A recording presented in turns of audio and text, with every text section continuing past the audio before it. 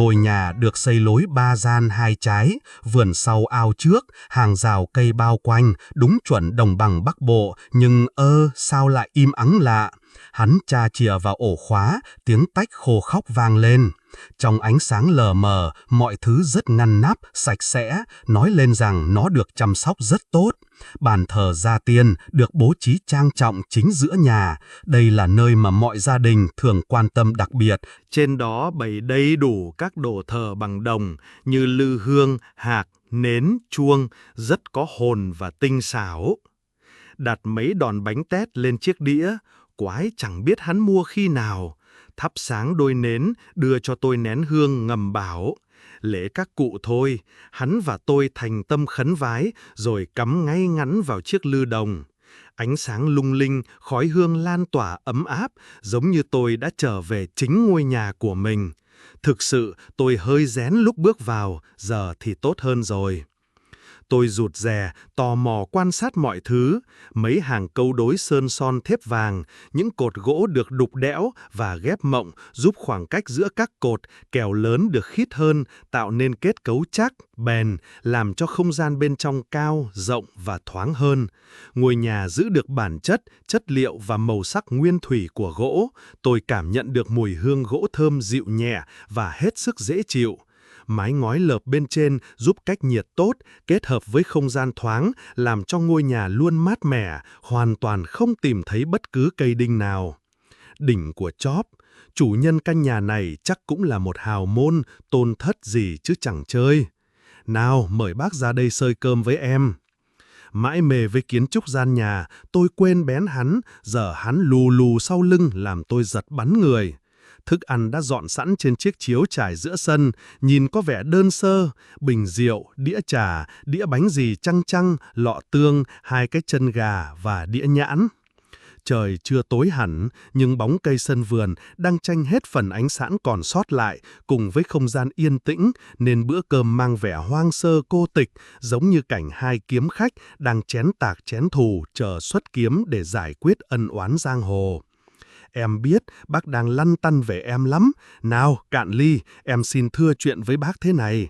Bác biết không, chẳng biết sao em cảm cái tình của bác nên chúng ta mới có tiệc rượu hôm nay. Nếu em kể cho bác nghe về chuyện nhà, chuyện xóm thì chỉ có đến Tết Congo mới xong. Chỉ riêng về làng Lộng Thượng này thì... Ngôi làng được bao bọc bởi lũy tre xanh, sau mỗi rặng tre là từng ngôi nhà ấm cúng, ai ai cũng thân thiện, cởi mở, khiến cuộc sống ở đây bình yên, nhẹ nhàng. Làng em có cây cầu đá xanh hơn 200 năm tuổi, cổ nhất vùng châu thổ sông Hồng, với 9 nhịp bằng đá. 2 bên thành cầu chạm khắc hình đầu rồng, cầu có các trụ đá chống đỡ soi bóng trên dòng sông Nguyệt Đức. Hắn bỗng mơ màng như thì thầm với gió, kể câu chuyện ngàn năm. Cao hứng hắn cất giọng. Ai về cầu đá làng Nôm mà xem phong cảnh nước non hữu tình. Nốc cạn ly rượu, hắn tiếp. Làng em có cái chợ chỉ mở vào những ngày cố định.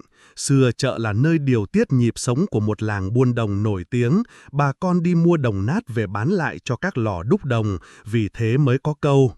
Đồng nát thì về cầu Nôm, con gái nỏ mồm thì về với cha.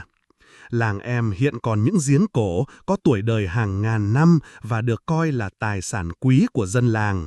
Giếng không được sử dụng cho sinh hoạt hàng ngày mà chỉ mở vào những dịp lễ đặc biệt. Có chiếc nằm trước cửa đình Đại Đồng, có chiếc nằm ven đường bên cạnh cầu đá. Bên trong giếng, các lớp gạch xếp chồng lên nhau dưới phần cổ giếng, miệng giếng có nắp đậy, thành giếng cũng là phiến đá cổ nguyên phiến. Làng em vẫn còn những ngôi nhà cổ được xây dựng theo kiến trúc độc đáo, đúng chuẩn làng quê Bắc Bộ, cho dù giờ cũng có nhiều nhà cao tầng chen vào lắm rồi. Làng em có chùa Nôm đầy linh thiêng với lối kiến trúc mang đậm nét truyền thống, được xây giữa rừng thông cổ thụ nên còn có tên gọi khác là Linh Thông Cổ Tự. Làng em còn có nhiều, rất nhiều, những con đường quê với cánh đồng lúa xanh rì, đủ hình ảnh cây đa, giếng nước, sân đình, thơ mộng đến ngơ ngẩn. Làng em, 2 tiếng làng em được hắn lặp đi lặp lại đầy tự hào như thể cái làng này của chỉ riêng hắn vậy. Cho xin ý kiến, tôi ngắt lời của hắn, đúng hơn là cắt ngang dòng hồi tưởng đang mênh mang chảy trong tâm trí hắn. Bác định hỏi về rượu và các món ăn bình dị này, em chỉ nói tên thôi, còn thì bác về tra Google nhé. Chả gà Tiểu Quan, bánh dày Làng Gầu, tương bần, chân gà Đông Tảo, nhãn lồng Hưng Yên và oại, khoát vai tôi hắn ngân nga. Đất Lạc Đạo lưu linh say ngất vầy, rượu Nam Bang đệ nhất là đây. Oái, sao hắn đọc được suy nghĩ của mình nhỉ? Cũng lạ thiệt, tự nhiên sao tôi và hắn cứ như là tri kỷ bao năm không gặp. Còn mấy đòn bánh tét trên bàn thờ, ở đây cũng cúng bánh tét hả? Ha ha ha, bánh tày, đặc sản ở chợ Nôm đó bác ơi. Hắn cười sảng khoái, đây là món đặc sản chỉ có ở làng Nôm. Xưa kia dịp trọng đại, lễ Tết, người làng Nôm với gói bánh này. Nhưng sao nơi này lại còn lưu giữ nét kiến trúc cổ xưa như vậy? Trong khi đa phần, khi làm ăn khấm khá, người ta thường về quê phá nhà cũ, xây nhà mới sao cho giống thành phố. Mỗi dòng họ, mỗi gia đình đều có ý thức gìn giữ không gian sống của cha ông, giữ lại căn nhà, mảnh vườn xưa bên cạnh một căn nhà mới phục vụ nhu cầu của cuộc sống hiện đại. Người làng em cam kết trong hương ước là phải giữ gìn ngôi làng sao cho thật nhuần nhị, thôn quê. Ai muốn cải tạo, xây mới nhà đều phải có sự đồng ý của các bậc cao niên, chức sắc trong làng. Khu vực trung tâm của làng, nếu muốn làm gì thì đều phải xây thấp và lùi về phía sau, nhường chỗ cho những nếp nhà rêu phong.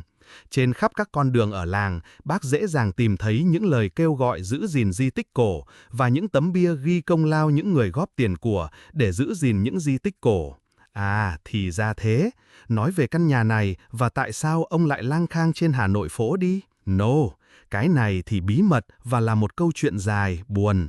Lần sau nhá, nếu định mệnh cho chúng ta gặp lại. Có lẽ hắn đã ngà ngà say. Về cái món diều đế thì dân Nam Bộ nhận mình thứ hai thì chắc hồng ai dám giành thứ nhất. Ha ha ha ha. Chỉ tay về phía xa, bên kia dòng Nguyệt Đức, phố xá đã lên đèn, sập sình nhạc vàng, nhạc rock. Đấy, hiện đại đấy. Và đây, một trong những cái nôi lớn của nghề đúc đồng lộng thượng truyền thống với lịch sử phát triển hàng trăm năm. Trải qua những thăng trầm, làng nghề vẫn giữ được cái nghiệp cha ông để lại, đồng thời phát huy và lan tỏa khắp trong Nam ngoài Bắc, thậm chí cả nước ngoài. Đó cũng chính là gốc rễ của nỗi lòng lớn nhất cuộc đời em đó. Nghiêng ngã tròng trành, hắn cất tiếng nghêu ngao.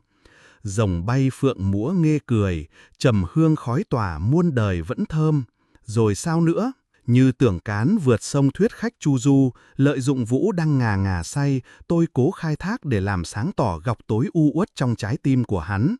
Hắn bật dậy, đôi mắt như hoang dã, gương mặt đanh lại phản chiếu những ánh lửa bập bùng từ phía tay hắn chì. Thằng tên Văn thì đi đánh giặc, còn thằng tên Vũ thì lại mài đũng quần trên ghế nhà trường. Ha ha ha. Thôi chết, giờ hắn như thằng điên, chẳng biết là say hay cơn uất hận chôn giấu từ lâu có dịp trực trào. Vũ, đây là nhà thờ tổ bao đời của dòng họ em. Hắn như lên đồng, tiếng nói cứ từ từ, đều đều như nước dòng Nguyệt Đức, như gió làng lộng thượng man mác. Thầy mẹ chỉ có anh cả Văn và em. Các cụ bảo, một thằng phải gìn giữ cơ nghiệp của ông bà để lại, một thằng phải ngựa anh đi trước, võng nàng theo sau. Anh cả rất thích văn chương, học rất giỏi, nhưng vì là anh cả nên phải gánh vác trọng trách tiếp tục sự nghiệp của ông bà để lại, nhường ước mơ làm quan lại cho em. Thằng trói gà không chặt, mộng mộng mơ mơ thì phải rèn luyện sức khỏe, khéo léo, tinh tế và tài hoa của đôi bàn tay, tâm huyết của con tim, khối óc. Còn em thích theo các bác, các chú nghịch các loại bùn, sét, chấu đốt lên giã nhỏ, trộn với giấy bàn, giấy gió, được xem là loại người có hoa tay. Vậy mà định mệnh an bài là đi học. Hôm lên Hà Nội nhập học, vừa bước ra khỏi cổng làng thì những âm thanh của tiếng búa, ánh lửa đốt lò đã in hằn vào trái tim dỉ máu của em rồi. Sau khi tốt nghiệp đại học, em được sang Liên Xô học tập tiếp, còn anh cả đi bộ đội. Hai hàng nước mắt lăn dài trên gương mặt lạnh băng như những giọt mưa chảy tuột mái ngói. Anh Văn chưa kịp đúc những bức tượng thờ theo ý nguyện thì đồng đội đã đắp giúp cho anh nấm mồ rồi. Thầy mẹ đau buồn, không lâu sau cũng lần lượt ra đi. Ở phương trời xa, em hoàn toàn không hề hay biết, hoặc do thông tin liên lạc thời đó hạn chế, hoặc vì sợ ảnh hưởng việc học của em. Ai hương khói, chăm sóc mồ mả, vườn tược, các bậc cao niên, chức sắc trong làng, cắt cử người giúp đỡ và còn một người. Hắn cố kìm nén và lãng sang chuyện khác, chắc do lỡ lời khi nhắc đến một người. Bao đời nay, làng em không bao giờ mất cáp dù trái cà con cá. Hương ước luôn luôn được tuân thủ, người lạ nào đến là biết ngay. Có công thì ghi trên các bia, có lỗi thì chắc phải bỏ làng đi biệt vì tự xấu hổ, nói gì đến phạt vạ theo lệ làng. Bức màn bí mật về hắn phần nào được sáng tỏ, tôi định tận dụng để sâu chuỗi nốt phần còn lại câu chuyện buồn này thì... Khuya rồi, vào ngủ bác ạ, mai ta về Hà Nội thôi. Hắn đột ngột kết thúc dòng cảm xúc đang dâng trào. Giờ tôi mới thấy lạnh, sương khuya đã đẫm ếch bờ vai, không gian im ắng quá. Nhưng mà, thôi, đã đủ buồn lắm rồi, dịp khác bác ra, em đón bác và ta lại đối ẩm nhé. Hôm nào vào miền Nam đổi gió đi, đất lạ người xa có thể chút nào đó xoa dịu cơn đau trong trái tim của ông. Hắn bước vào nhà, lắc lắc gật gật cái đầu không biết từ chối hay đồng ý. Đêm lộng thưởng, sao nhói lòng thế? Ngày mai ta lại về miền Nam, làm thế nào để đi và hiểu được dù chỉ một phần tình đất và tình người nơi đây? Thôi thì hẹn lần sau nhé Hưng Yên, ta sớm trở lại và cùng viết tiếp câu chuyện dang dở này. Cảm ơn định mệnh đã an bài cho ta gặp Vũ. Ta nghĩ rằng câu chuyện của Vũ và mảnh đất ngàn năm văn hiến này còn rất nhiều điều để con bé cơ quan dù có tận dụng hết phép năm cũng chỉ mong hiểu được nỗi lòng của một hòn sỏi nhỏ dưới chân cổng làng cổ kính Rêu Phong. Đồng Tháp, mùng 1 tháng 6 năm 2024.